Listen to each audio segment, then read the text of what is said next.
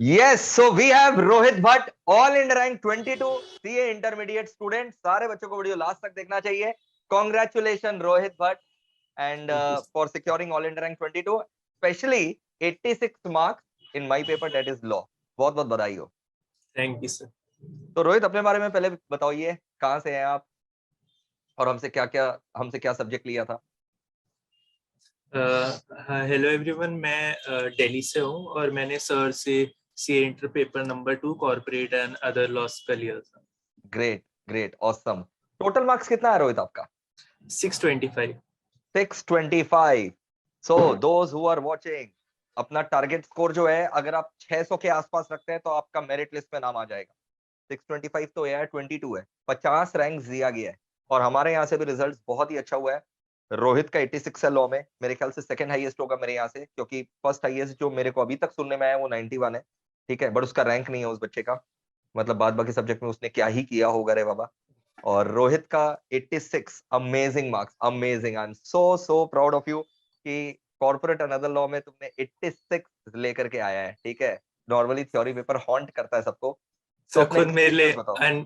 खुद मेरे लिए अनबिलीवेबल था कि स्टाफ जैसे फाउंडेशन में मेरे कम मार्क आए, तो उसको मैंने एज अ मोटिवेशन लिया कि 54 से अब मेरे को मार्क बढ़ाना ही है. कि जो भी मैंने देखा कि जहाँ जहाँ कमी पड़ रही है, जैसे अगर मेरी हैंडराइटिंग वो है, Yes. मेरी हैंडराइटिंग अच्छी नहीं थी, बहुत बेकार थी, तो मैंने बड़ा बड़ा फैला फैला के लिखना शुरू यस, किया. हैंडराइटिंग देखो बहुत बेकार मेरा भी है, लेकिन वो अच्छा हो नहीं सकता. बट अपने को क्लैरिटी मेंटेन करना है. मैं बच्चों को यही बोलता हूँ, कोई ब्यूटी कंटेस्ट तो है नहीं. It's not a beauty contest कि तुमको बहुत सुंदर मोती जैसा अक्षर लिखना पड़ेगा. भाड़ में क्या सुंदर मोती जैसा अक्षर, बचपन से जैसा हैंडराइटिंग है उसको कैसे चेंज कर देंगे? सिलेबस पढ़ के हैंडराइटिंग प्रैक्टिस करें. तो मैं बोलता हूँ क्लियरिटी रखो भाई, क्लियर रखो, बड़ा बड़ा करके लिखो, फला फला करके लिखो. बहुत बढ़िया रोहित, बहुत बढ़िया, जबरदस्त. और बोलो भाई, तुम बोलो. और एक ये भी नॉर्मली अब सब बोल रहे हैं कि केस स्टडी बहुत बढ़ गई है पेपर में, और पेपर लेंदी हो गया है, लेकिन हमें दूसरे पॉइंट ऑफ व्यू से देखना चाहिए कि जो जो केस स्टडी बन रही है, हमारा पेपर देखेंगे, पिछले पेपर देखेंगे, 3 मार्क 4 मार्क के क्वेश्चन में अंदर भी Exactly. अपना 2 मार्क 4 सब पार्ट है, सब क्वेश्चंस बढ़ गए हैं, सब क्वेश्चंस बढ़ एक गए एक हैं, मार्क, दो दो मार्क के. तो तो आपको लिखना टू ज्यादा द पॉइंट पड़ेगा. लिखना है, क्रिस्प लिखना है. हाँ, उसमें यही फायदा है कि आपको एग्जामिनर फुल मार्क्स दे देगा, क्योंकि तो 6-8 मार्क में उसमें तो अपना सब्जेक्टिविटी आ जाती है, तो इसको बिल्कुल, हमें बहुत फायदा उठा सकते हैं इस चीज का. बहुत बढ़िया. लॉ जब मेरे से पढ़ रहे थे उसमें जर्नी के बारे में बताओ, कैसा, मतलब मजा आता था, प्रेशर रहता था, कैसा लगता था? तो मेरा जो एग्जाम खत्म हुआ था दिसंबर 20 में, तो मैंने तो लॉ की क्लासेस नवंबर 2020 में खरीद ली थी, ग्रेट कि ग्रेट. मेरे को था सर से तो लॉ शुरुआत से ही पढ़ना. पढ़ना चाहिए. अब नहीं तो बहुत सारे बच्चे क्या बोलते हैं ना, लास्ट का एक महीना में पढ़ लेंगे. अरे बाप रे बाप, सुसाइडल स्ट्रेटजी है. लास्ट सब्जेक्ट थ्योरी रख देंगे. क्यों भाई, उसमें तो ज्यादा समय चाहिए. थ्योरी उसमें तो वही. आपको ज्यादा समय चाहिए, रिविजन वगैरह कॉन्स्टेंटली करना पड़ता है. मैंने तो जिस दिन मेरा फाउंडेशन एग्जाम खत्म हुआ, मैंने उसके अगले दिन से लॉ का एक दिन में सोचा चलो बहुत थोड़ा बढ़िया. देख लेते हैं, फिर मेरे को आया इंटरेस्ट आया, मैंने जनवरी में खत्म कर दिया लॉ. अरे बाप रे बाप, मतलब वेब सीरीज की तरह इंटरेस्ट आते आते खत्म कर दिया. हाँ, बिल्कुल जल्दी जल्दी करा, क्योंकि टारगेट शुरू से था कि मेरे को सिंगल डिजिट रैंक लानी है, अच्छा मार्क्स स्कोर करना है. तो मतलब स्टार्टिंग से अगर टारगेट रख के चलोगे तो आसान नहीं है, आपको नेगेटिविटी से दूर रहना पड़ेगा. कि कई लोग बोलेंगे मुश्किल है, इसमें बिल्कुल नहीं आएंगे मार्क्स, नहीं आएंगे, मिलता नहीं है, लेकिन आप एफर्ट दोगे तो बिल्कुल भाई मेरे स्टूडेंट रिवॉर्ड तो ये बात मिलेगा. बिल्कुल नहीं बोलेंगे कि इसमें मार्क्स नहीं मिलता है. भर भर के मार्क्स मिलता है, भर भर के. अच्छा, इतना जल्दी कंप्लीट कर लिया, फिर रिवीजन वगैरह में दिक्कत नहीं आया? मैंने जो एक बार मैंने कंप्लीट करा जनवरी में, तो मैंने उसी टाइम एक फर्स्ट राउंड ऑफ रिवीजन कर लिया. जैसे 2 पेपर लेके चला था मैं, अकाउंटिंग और लॉ, दोनों बहुत खत्म बढ़िया. करा जनवरी में, दोनों का एक एक रिवीजन करा. फिर मैं बाकी सब्जेक्ट में गया, फिर मैं वापस जो लॉ में सब्जेक्ट में आया, वो आया मैं जुलाई में.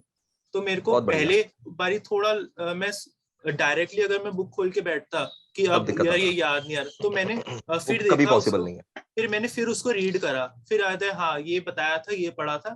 फिर मैंने 2-3 बार करा, तो फिर दिमाग में बैठ गए प्रोविजंस. मतलब आपके दिमाग में कंसेप्ट बैठा दिया गया था, और फिर उसको रिकलेक्ट करने में आपको कोई प्रॉब्लम नहीं आया, क्योंकि कंसेप्चुअल क्लैरिटी था पेपर में. बिल्कुल. तो भाई कंसेप्चुअल क्लैरिटी, मैं यहाँ पर स्टूडेंट लोग को यही बोलूंगा, कंसेप्चुअल क्लैरिटी, ये कानून क्यों बन रहा है, अगर इसका कारण समझ जाओ ना कि आखिर लॉ में करने कानून क्यों बनाया है, तब वो तुम कभी भूल नहीं सकते हो। मतलब ठीक है, तुम लॉ मेकर की तरह सोचना चालू कर दोगे that this law was made, this provision was made with this intention, this exception was given with this intention. तो ये चीज के ऊपर फोकस करना, कंसेप्चुअल क्लैरिटी के ऊपर फोकस करना बहुत जरूरी है। रोहित 86 मार्क्स आए लॉ में, सबसे ज्यादा इसी पेपर में आया मेरे ख्याल से। इससे ज्यादा दो में मिला है, कॉस्टिंग में 90 मिला है और कॉस्टिंग में 90, जबरदस्त जबरदस्त। और अकाउंटेंसी में 87। अकाउंटेंसी में 87, बट लॉ में 86 भी जो है तो वो उससे टॉप ज्यादा है। है प्रैक्टिकल हाँ। के कंपैरिजन। यहाँ 30 मार्क्स का ही अपना प्रैक्टिकल रहता है, एमसीक्यूज बोल लो, और 70 मार्क्स जो है थ्योरी पोर्शन रहता है। I am very proud of you. अब कुछ स्ट्रैटेजी बताओ ऑल इंडिया रैंक लाने का। जैसे तुमने बताया कि सर मैंने एस्पायर किया था कि रैंक होल्डर बनूंगा, सिंगल डेट रैंक लेकर के आऊंगा। तो पहले ही सोच लेने से क्या होता है, मेरे ख्याल से, ऐसा मेरा मानना है, आप अगर पहले से ही बड़ा एम करते हो ना कि रैंक लाना है, तो फिर आप उठते बैठते, आप पढ़ाई लिखाई में आपके लहजे में थोड़ा सा परिवर्तन आ जाता है। अगर आप समय भी बर्बाद कर रहे हो तो आपको आत्मग्लानि होगा, गिल्टी फील होगा, नहीं यार मैंने तो गिल्टी रैंक का सपना फीलिंग। देखा है, तो मैं ऐसा कैसे कर सकता हूँ, समय के साथ कैसे खिलवाड़ कर सकता हूँ। आपका क्या ओपिनियन है रोहित इसके ऊपर। बिल्कुल सर, लेकिन वो भी हर थोड़ा थोड़ा रिग्रेट भी मेरे को अच्छा लगता है। मैं हफ्ते में एक दिन ब्रेक लेता था, और वो दिन जैसे मान लो मैंने संडे ले लिया, वो बहुत दिन बढ़िया। एंड आते आते मेरे को लगता था यार मैंने पूरा कुछ नहीं पढ़ा। मेरे को गिल्ट फीलिंग होती थी, फिर अगले दिन इसी मोटिवेशन लेके मैं अगले दिन पढ़ने लग जाता था। वरना पूरे दिन पढ़े तो मोनोटोनस हो जाता है अगर हर दिन पढ़ते रहो पढ़ते रहो। एब्सोल्युटली। तो मैंने जो करा रैंक लाने के लिए, मेरा टारगेट था जून एंड तक सिलेबस खत्म करना है, लेकिन वो थोड़ा एक्सटेंड होकर जुलाई 10 तक चले गया। उसके बाद मैंने हर सब्जेक्ट का 3-4 रिवीजन करा करना ही पड़ेगा, 3 रिविजन्स मिनिमम रिक्वायर्ड। मिनिमम। और थ्योरी में तो इससे भी ज्यादा 5 रिवीजन हो जाए तो बहुत अच्छा है, क्योंकि वो तो थ्योरी हम में करवा देते हैं, टेंशन हाँ। नहीं। यूट्यूब में मैराथन, बूस्टर्स, सब कुछ करवा देते हैं। 3 अपने आप कर लो, 2 मैं करवा दूंगा। और उसके बाद टेस्ट सीरीज बिल्कुल। मतलब इंस्टीट्यूट का या कोई भी लेके आपको करना चाहिए, वो बहुत पूरा। इंपॉर्टेंट है। क्योंकि मैंने भी इतना, जैसे अकाउंटिंग का मैं अगर एग्जांपल दूं, मैंने 6 मॉक टेस्ट लिखा 100 मार्क का। और जब मैं पेपर लिखने गया, मेरे को भी लगा कि पेपर बहुत लेंदी है। मेरा 5 मिनट पहले खत्म हुआ, तो मैं वही सोचा था अगर मैंने प्रैक्टिस नहीं किया होता तो मेरे को आता आता पेपर भी नहीं कर सकता। ऐसा हर पेपर था कि लेंदी इतना है। अगर आपकी स्पीड है और आपको प्रेजेंटेशन कैसे करना है पेपर, वो आ गया तो आपका आधा काम वहीं पे हो जाता है। True. I totally agree what you are saying. शायद ये बच्चे तुम्हारा बात सुन ले, ठीक है। मैं तो भाई बोल बोल करके थक गया हूं कि बिना मॉक टेस्ट दिए, जिस तरीके से आईसीएआई एग्जाम लेता है वैसे 3 घंटा आपको बैठ करके सबसे पहले एग्जाम देना पड़ेगा। बिना मॉक टेस्ट दिए आप एग्जाम देने अगर जा रहे हो तो कोई फायदा नहीं है। मैं हमेशा बच्चों को पता है क्या बोलता हूँ क्लास में, 2-3 बार एग्जाम तो देना ही पड़ेगा। अगर 2 बार घर में दे दिए तो सीधा जो तीसरा एग्जाम रहेगा आईसीएआई में, वो आपका पहला और आखिरी रहेगा। नहीं तो इंस्टीट्यूट में आपको 3 बार देना पड़ेगा। अगर आपने घर में खुद से प्रैक्टिस नहीं किया, 3 बार तो देना ही पड़ेगा एग्जाम। 2 यहाँ दे दो, तीसरा आखिरी बना लो आईसीआई में, वो तुम्हारा मर्जी, या फिर 3 बार आईसीआई में। तो ये बहुत बढ़िया पॉइंट आपने बताया Rohit, proud of you for that, for sharing the insights.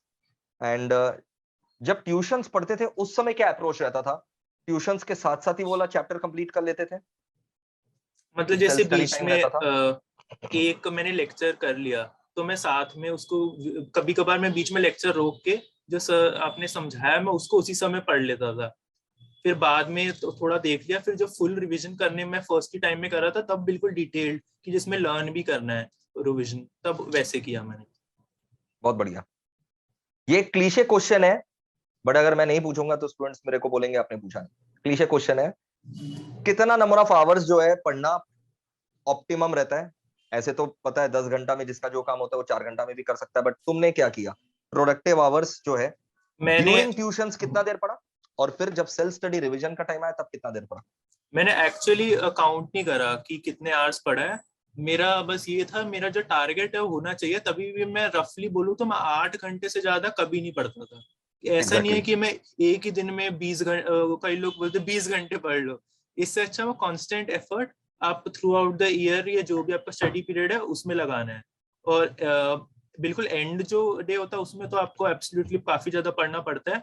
मैं ट्यूशन भी ऐसे करता था कि मेरा अराउंड 6-7 घंटे का लेक्चर एक दिन में बहुत देखता बढ़िया। था मैं।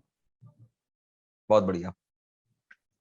एग्जाम्स के पहले 1.5 days जो मिलता है, उसमें क्या 100% सिलेबस रिवीजन हो सकता है?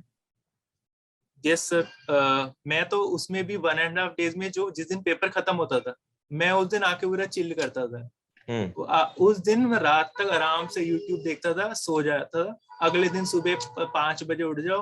वो जैसे अपना लॉ का पेपर भी था, मैंने 60 मार्क का, जो नेक्स्ट डे फुल छुट्टी होती है, उसमें मैंने अपना कंपनी लॉ आराम से पूरा पढ़ा। बहुत बढ़िया। और उसके अगले दिन उस पे गया। अदर लॉ उसमें भी मेरा प्रायोरिटी रहता था, मैं फर्स्ट जो अपना कॉन्ट्रैक्ट एनआई, नहीं, मैं छोटा वाला एनआई तो लास्ट में करता था, वो जो दो GCA and general clauses iOS. और हाँ, उसमें मैंने बस 2 चैप्टर के नोट्स बनाए थे, वो थे वो दोनों। उसमें मैंने अच्छा, स्टेट क्वेश्चन बनाए थे, इसके अंदर आएगा इतना पॉइंट लिखना, क्योंकि वो डायरेक्ट क्वेश्चन हाँ आता है। हाँ हाँ, एंड में मैं जाता था नेगोशिएबल में, वहां थोड़ा कभी कभार केस स्टडी, क्योंकि जैसे यस, आपने एक ट्रिक बताया था शायद, इसमें जितने भी आईसीए के इलस्ट्रेशन जो आपकी बुक में भी दे रहे तो वो सारे पढ़ लो, और बस बस उसमें से बस आया भी क्वेश्चन। बस तो बस मेरे बस को उसमें सारा। वही फायदा एनआई था। में लोग गलती क्या करते हैं, खाली डायरेक्ट क्वेश्चन, जबकि वो आएगा ही नहीं। एनआई में हाँ, आपको जो पूछेगा वो केस स्टडीज पूछेगा, केस स्टडी। और सेम प्रकार का केस स्टडीज एनआई में पूछता रहता है, लोग हाँ। रिपीट करता है।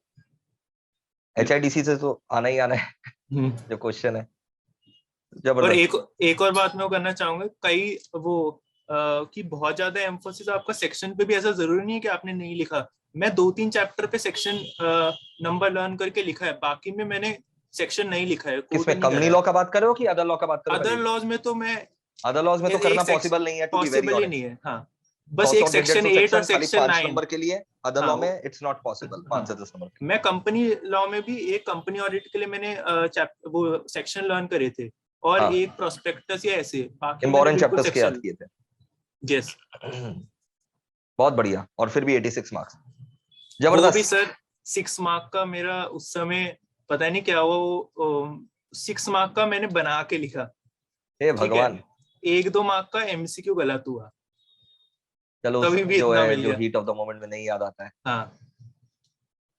मतलब देखो भाई, इंस्टीट्यूट दिल खोल करके नंबर तो दे रहा है, मार्क्स तो दे रहा है, बटोरने हैं बटोर लो, ठीक है। अच्छे से पढ़ करके जाओ और झंडा गाड़ करके आओ। 100 बात का एक बात, बस अच्छे से पढ़ करके जाओ और झंडा गाड़ करके आओ, बहुत बढ़िया नंबर आएगा। जबरदस्त, awesome. Oh, any other message that you would like to give to the viewers? मैं तो ये बोलना चाहूंगा, आपको अगर बोथ ग्रुप दे रहे हो तो एटलीस्ट 3 months इन हैंड रखना है आपको रिवीजन के लिए, क्योंकि जो फर्स्ट लेक्चर हम देखने जाते हैं उससे और जब रिवीजन टाइम आएगा वो 6-7 महीने का गैप हो जाता है। तो अगर हमने इफेक्टिवली एंड में 3 महीने में बार बार रिवाइज ही नहीं करा, तो हमने क्लास कोई भी ली हो वो वेस्ट हो जाएगा, क्योंकि आपको एंड में आपको revision self plays a study very करना है। की रोल। और एंड में जैसे मॉक टेस्ट आप देंगे, आप इस तरीके से देना चाहिए, जैसे 2-2 दिन का गैप करके कर लो, क्योंकि अल्टीमेटली अगर आपने पहले 10-10 दिन में एक सब्जेक्ट खींच के रिवाइज करा है, तो वो आप 1.5 दिन में बिल्कुल नहीं कर सकते। और फिर कई करते हैं तो वो रात भर सो के नहीं आते बच्चे, और ऐसा करेंगे तो दिमाग उस समय बंद पड़ जाता है, चाहे क्वेश्चन आसान हो, वो अपन कर नहीं पाएंगे आप। और मतलब नींद भी बिल्कुल अच्छे से लेनी चाहिए अपना, आराम से 8-10 घंटे एग्जाम के दिन, बिल्कुल कूल रखने के लिए अपना। बिल्कुल सही। ऑसम रोहित, बहुत बढ़िया रहा। सीए फाइनल में भी जो है लॉ जो है, हम उम्मीद करते हैं कि हम तुम्हारे को मदद कर सके सीए फाइनल लॉ का, ठीक है। क्लासेस मेरे से लेना ही नहीं लेना वो तुम्हारा डिसीजन है, बट सीए फाइनल लॉ में भी अपने झंडा गाड़ेंगे जिस तरीके से फाउंडेशन इंटर में गाड़े वैसे ही, ठीक है। यस। तो ये था मेरा लॉ स्टूडेंट सीए इंटरमीडिएट का रोहित भट्ट, जिसका 22 था and 86 marks in law. I am very much proud of him. जो बच्चे नहीं क्लियर कर सके हैं, ये इंटरव्यू देखिए, बहुत सारा यहाँ पर वैल्यूएबल इंसाइट्स दिया गया, आप भी उसको फॉलो करिए। और जो नहीं क्लियर कर सके हैं, टेंशन नहीं, अमेंडमेंट रिवीजन सब मैं लेकर के आऊंगा, उसके लिए आपसे कोई चार्जेस नहीं लिया जा रहा है, ठीक है। That will always be available with you. चलो, thank you so much Rohit, thank you, thank you sir. Bye thank bye.